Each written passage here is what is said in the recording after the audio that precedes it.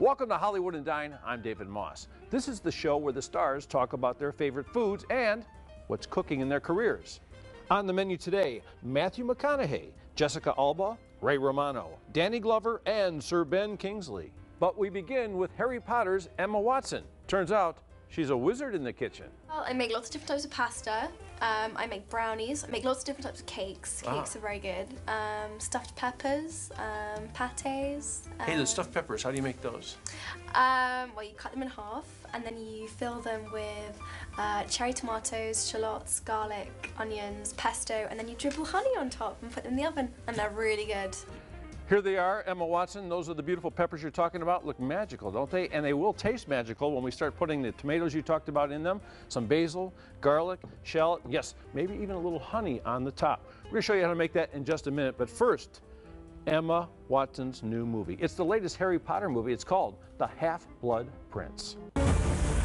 These are mad times we live in, mad. And the darkest hour, It's beyond anything I imagined, is upon us all. The Harry Potter saga continues with The Half-Blood Prince, the sixth film in the series. We've all seen the cast go from kids to teens. Emma Watson says the story has done some growing up too. Though for a while I wasn't sure I was coming. I think that's the great thing about the books and the films, that it's really grown with its audience. You know, I really think it's aiming at an older teen audience. Times like these, dark times, it can bring people together. Take my hand. They can tear them apart. So did I detect a little jealousy in this story this time? Oh, you did. Ooh. Bucketfuls. Yeah, no, she's she has feelings for Ron, basically, and he goes and gets another girlfriend, so yeah, she's pretty obsessed about that. So are there any potions you can make to fix this thing up? Not really, not unless I drug him. Sort of illegal, so no, not really. I thought about that when they had the Lucky Potion.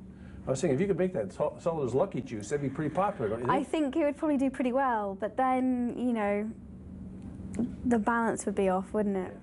Hey, she's only interested in you because she thinks you're the chosen one. But I am the chosen one. Okay, sorry. Is it wild seeing yourself grow up so much? I've known you since you were this tall. I know. You know, we were at the castle that one time.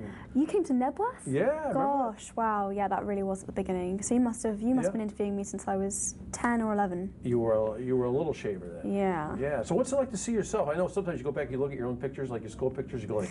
Oh, it's excruciating. It's so embarrassing. It really is. Very, very cringy. No, I don't believe that. No. Oh, it is. But, you know, maybe in years to come I will enjoy it. You have to realise who you are. without you would leave the fate of our world to chance.